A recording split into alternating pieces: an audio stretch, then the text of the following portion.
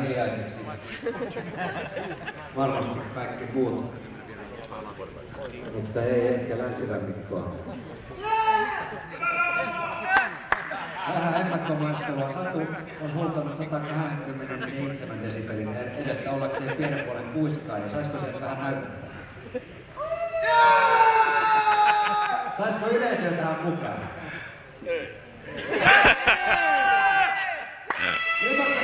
Ymmärtäkää, me asutaan Tampereella, eikä missä länsirannikolla. Suomen mestari 2009 Tampereella. Porin teatteri!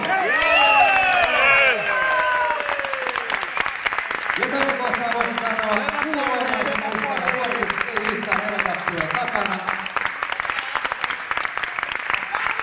Ja Porin teatteri on voittanut vuosikertaa aiemminkin, ja tämä on se hetki, kun se nousee 7 kerran ylös. Porin teatteri, Suomen mestari 2009.